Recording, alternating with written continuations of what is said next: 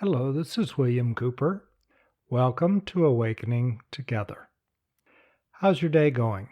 I hope well.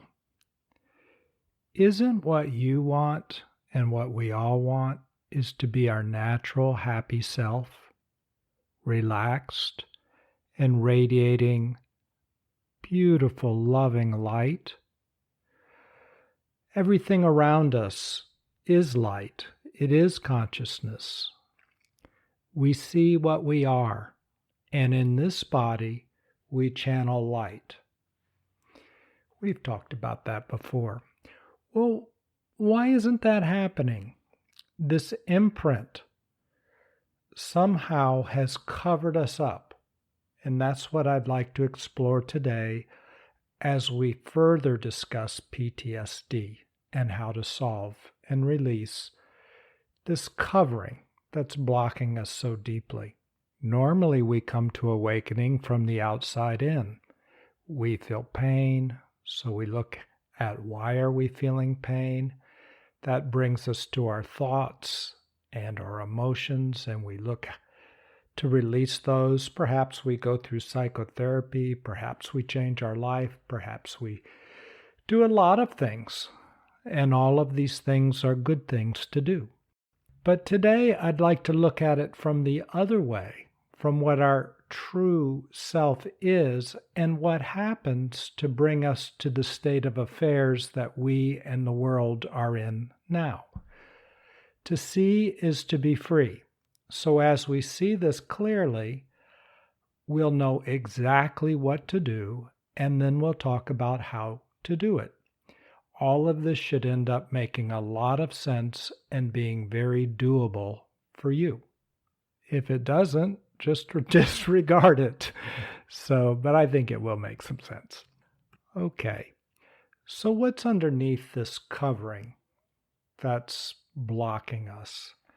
Without that covering, we would be radiant, and we are radiant light. Beyond that, reaches outside of creation, and you can only know that part of yourself through intuition. Very quiet, very perfect, and within it is the potential for every possible thing to occur. Very powerful, yet very silent. What we do feel and can see is that which is created, and that's the light that flows through us. That infinite beyond creation turns into light as it flows into this creation and into the world. Everything is made of this consciousness, this light. In our natural awakened self, we're relaxed and we flow light.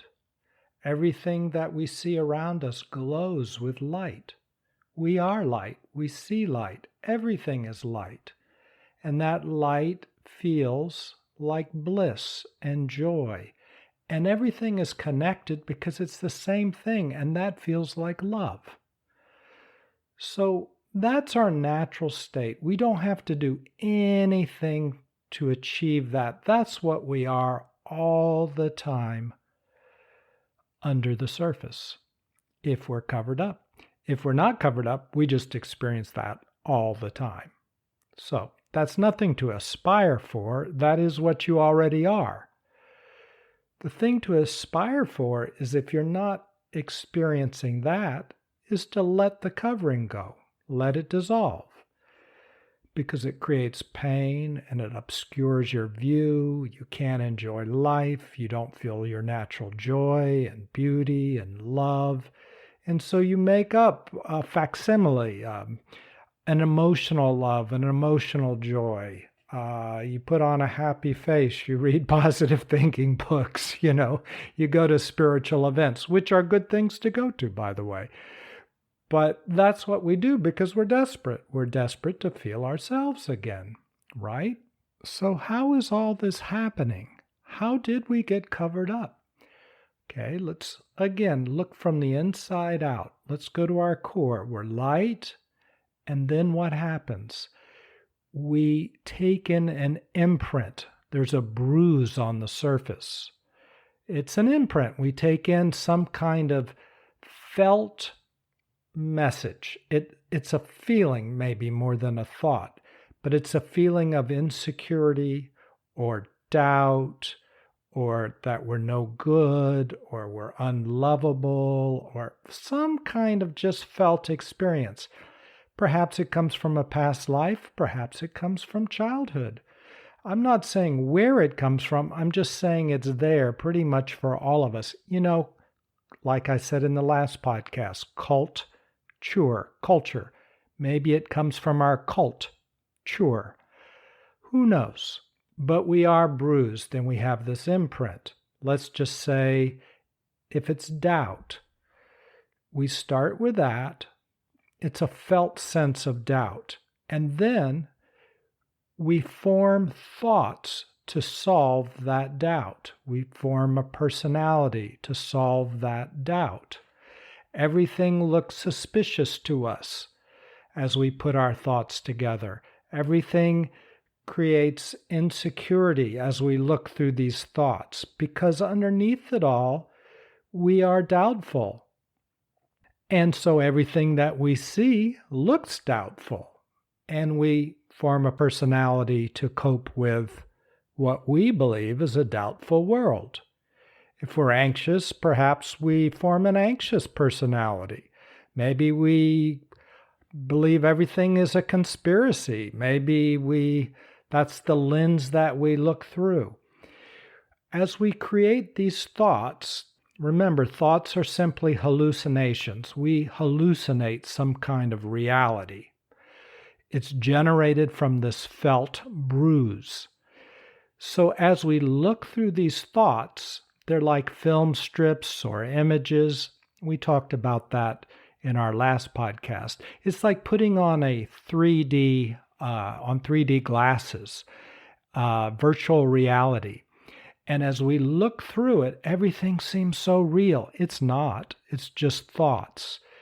But just like you can't see the color pink if you have on pink sunglasses, you can't see through this virtual reality that you yourself have created in order to solve the bruise which is underneath it. So you're looking outward for a solution that can never be found. Now, fortunately, thoughts are not very strong. Although they can be devastating, and this virtual reality can cause depression, suicide, it can ruin your life, destroy relationships, change the way that you look at the world, the thoughts themselves are not that strong. So spiritual practices cut through those thoughts and that virtual reality, and you get a burst for a moment of clarity, perhaps. Once you've been doing your spiritual practices, you get a burst. And you feel good and you feel your blissful self for a moment, maybe during your yoga or your meditation or whatever you're doing. Your mantras, you're chanting, you're praying, you're going to church, whatever it is, you feel a release.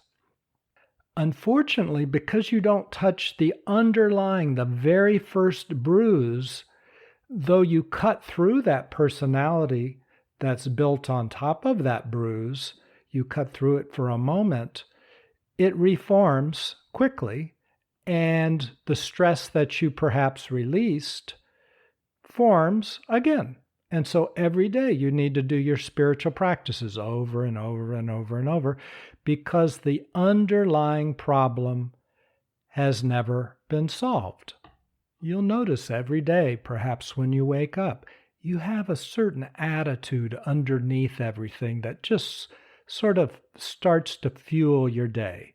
Again, maybe it's anxiety, or it could be anger, or it could be you have a chip on your shoulder, or maybe you're anxious or scared, or maybe you don't feel good enough, or whatever it is. It's not a true thing, but you believe it's true. It's beyond thought, because it's your very first felt sense of yourself. We've talked in previous podcasts about the personality system called the Enneagram, and it looks at 9 different possibilities that absolutely everybody forms a personality around. There are 9 different ways to form our thoughts to make personalities. So we fall into one of 9 categories. As we look through our thoughts that we formed, it's like looking through a kaleidoscope, or again, those virtual reality glasses. That's how we see the world. And we're stuck. You can't heal the mind with the mind, because the mind is sick. It's formed around a bruise, and it's sick. A sick mind cannot heal a sick mind. It just doesn't work. So you'll notice that spiritual practices are generally around you stopping. Just stop. That's what meditation is, right? Stop. Sit down. You can't be distracted if you sit down. You can't get in the refrigerator and eat a pie. You just sit and let things unwind. You don't get involved with your thoughts, but you let them unwind and dissipate. You let that energy dissipate until all there's left is you that's watching. And what is that? That's you. It's just you. It's not you that's watching. It's just you. Awareness, aware of itself. We've talked about that plenty in earlier podcasts, so I won't go back over that. I will say this, though, and you've heard it before. It's about neuroplasticity, and it's about the way psychology often treats things like obsessive compulsive disorder, things that are motivated by a deep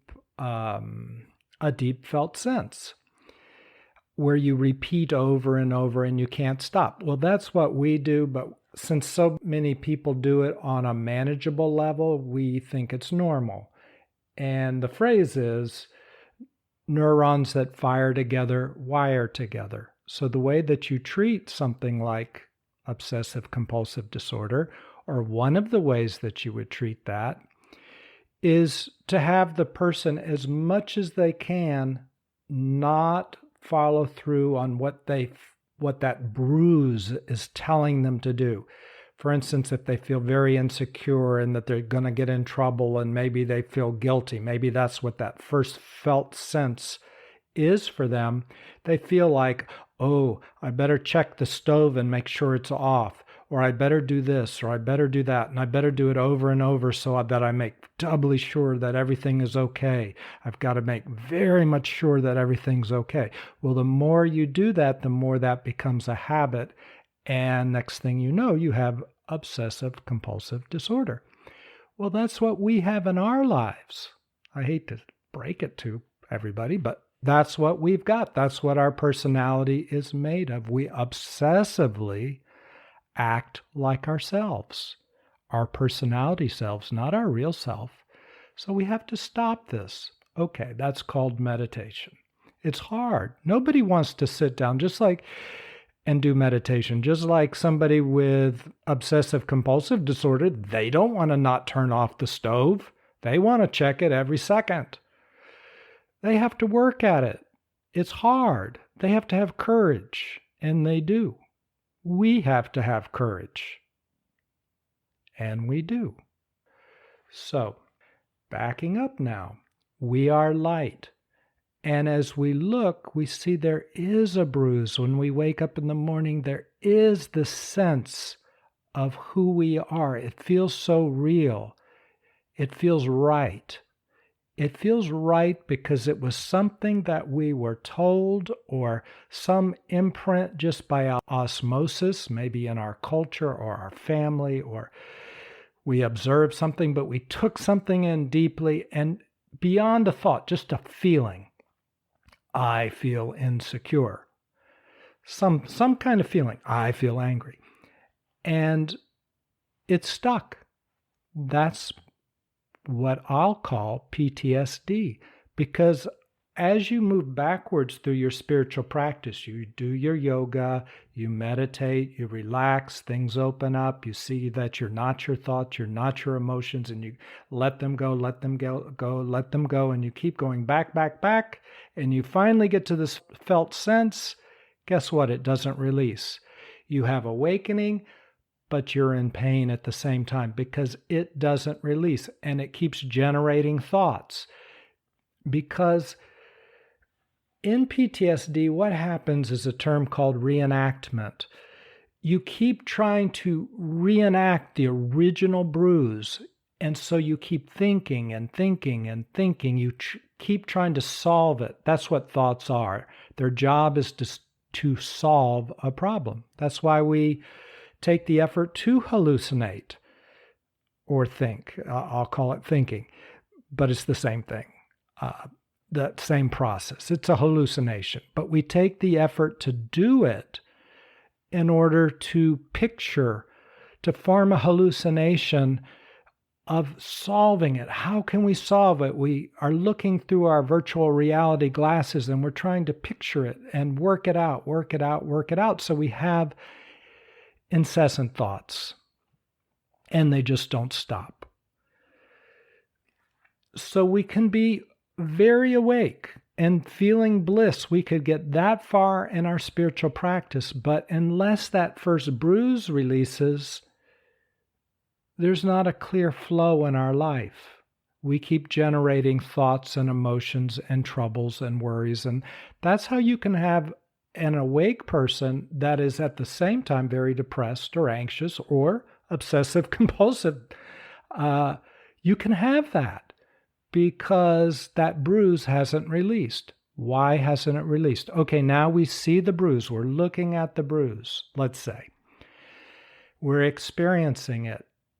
And it's releasing energy, and that goes on for decades. Why? It just doesn't release. Have you ever noticed in your life you see something, you work on it, but it keeps coming back and coming back and coming back? Why? Because we've got post-traumatic stress disorder. It may not be like the kind that we recognize, like some horrible big event. We've been through a war or some horrible thing, but it's enough. We went through enough, and that's imprinted. And until it releases, it's generating everything every day that we then use spiritual practices to try to dispel, but then it forms again the next day. And then guess what? We end up going to yoga the next day, and we keep doing our chanting, and we keep doing our praying, because the problem is still there. So what do we do? Here are 3 steps. Go slowly, pendulate, receive, and soak up relaxation. Let me explain. If you have a tight muscle, a muscle cramp, if you can go slowly and begin to soak up relaxation or stretch that muscle to help it release and then soak up relaxation, eventually that muscle, with a good massage, as it absorbs relaxation, that knotted up muscle will relax, it will release, and it will dissolve. You don't want to move too quickly or you'll injure that muscle. You want to give it time to soak up that relaxation, unwind, let go, become more supple, receive more relaxation, relax, and then that tension is gone. It's completely gone. There's nothing left to work with because it's gone. The same with these inner cramps. If we work with them in a similar way, they can release, relax, and disappear. When you work with PTSD or these traumas, you want to go very slowly for a number of reasons. If you push yourself too quickly, you'll shut down. Nobody likes to be pushed and overwhelmed. And when you're overwhelmed, the whole system could clamp down, lock up. You become overwhelmed and frozen inside. So you want to go very slowly and just work with a little at a time. Because as this old stuff releases and works out of your system, there's only so much your nervous system and you can handle. You get worn out, you get weary, and you begin to shut down. So take it easy. You've got all the time in the world. You don't want to solve this all at once. A little every day. Baby steps will get you there, usually much more quickly than pushing yourself too hard. It also helps you integrate and receive the relaxation more deeply if you go slowly and you take it in as you're able to take it in. So go very slowly, baby steps. Secondly, pendulate. And what do I mean by that? That's a phrase that Peter Levine coined. And what it means is that you feel the trauma, you experience at least some of the trauma, and then you swing like a pendulum and you connect to something good, something that feels good, like feel the presence of your pet. You might hug an animal or your spouse, or you might be in nature and you might be around trees or walking barefoot on the grass. You connect to the trauma and then you connect to something good. You swing like a pendulum. You connect to your trauma and maybe you recall something good that's happened today and you feel that. And then you swing back and connect to your trauma, and perhaps you remember something that you enjoyed a month ago or a year ago or last week. You swing back to your trauma and you feel it, and then you pendulate or swing back and connect to nature. So you simply go back and forth. You're mixing the energy of your trauma. As you connect to it, you're then swinging and connecting to something good, receiving something good. You're mixing the two energies, and in that way, the old trauma, which is stuck in the past, can update its files, relax, look around, connect, receive, and learn that everything is okay now. The energies mix, and all of the trauma, the anger, the hurt, or the fear can begin to bleed out and mix and receive joy and happiness and nature and consciousness and oneness, awareness, everything that's good. Good experiences, good feelings. Everything is okay. And in that okayness, there's no tension, there's only relaxation, release, letting go, and healing, goodness. And just like a massage, when you have muscle tension, you're mixing your muscle tension as your muscle is gently massaged with relaxation. And as that muscle receives that relaxation, it begins to release, relax, and let go until it's no more. You do this gently, swinging back and forth, until perhaps the pendulating is not even recognizable. Maybe it's just a continual mixing of tension with relaxation. Or in the case of inner disturbance, it might be old trauma made of hurt, fear, or anger mixing with goodness and joy and happiness and relaxation. There's a reason why the title of my podcast is Awakening Together, Relaxing into Happiness, because ultimately it's this letting go that happens when we receive relaxation, and it begins to penetrate and mix with those things that have been blocking us from ourselves.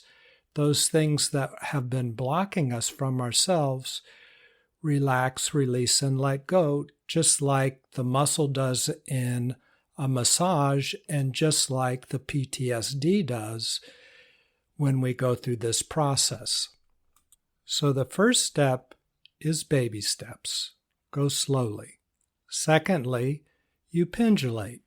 You swing back and forth and you receive goodness. You let go into it.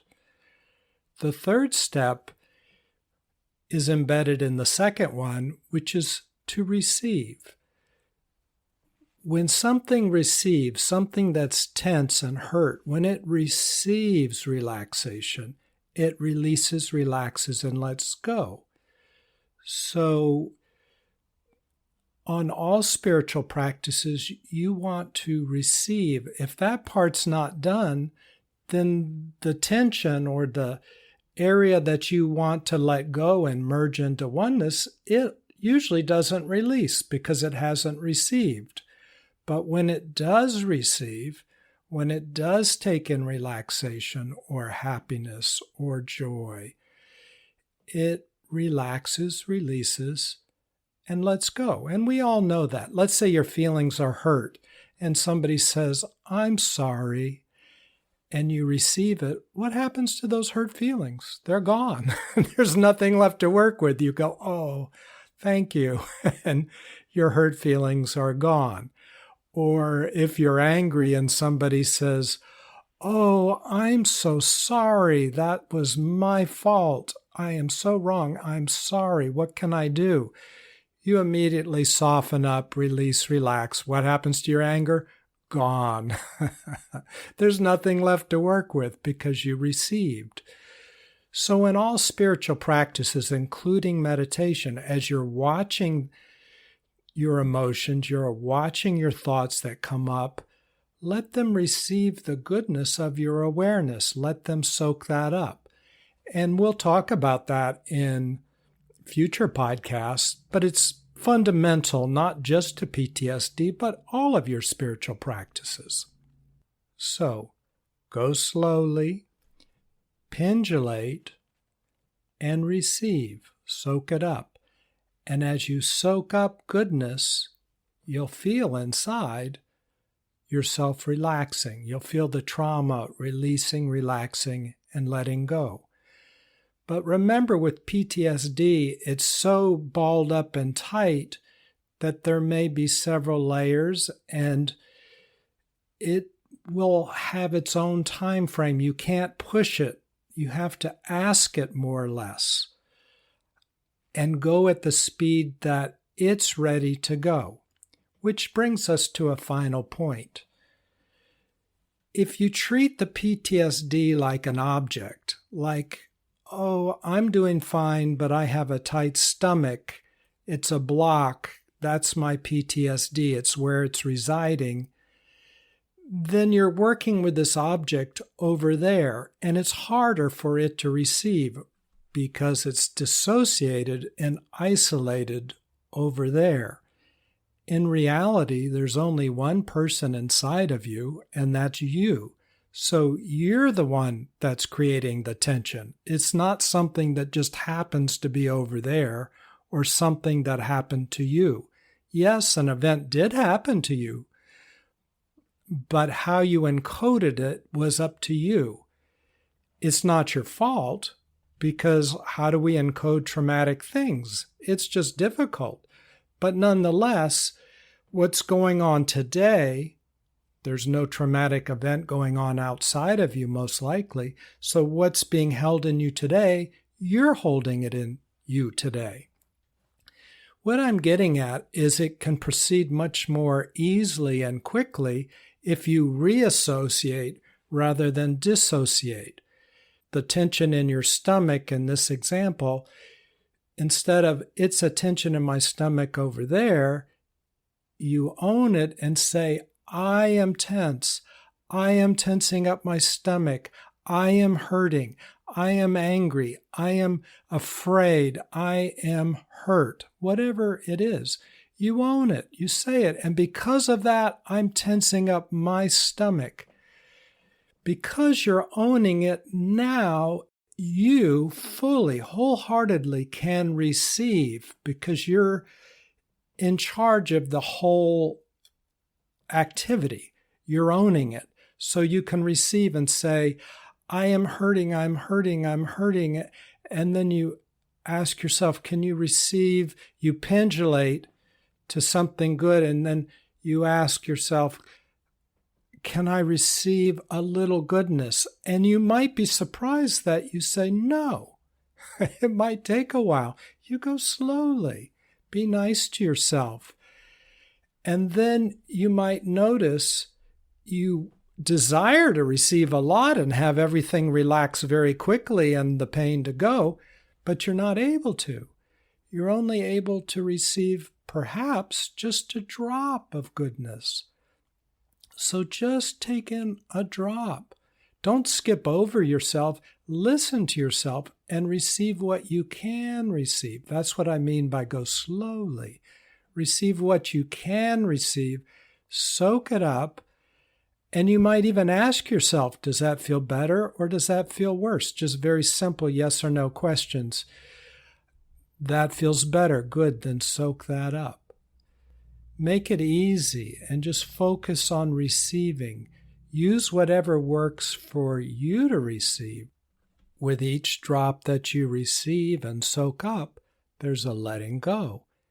Eventually, slowly, as you pendulate, more drinking in, more receiving, more soaking up, and then there's a release, a relaxing, and a letting go. And once that muscle cramp or that inner emotional cramp releases and relaxes and lets go, it's gone. There's nothing else to deal with, and you don't have to keep doing your spiritual practices over and over and over every day to desperately feel better because that underlying cramp is still there every day because it's never been touched. This is how you do it. Well, I hope this is clear enough.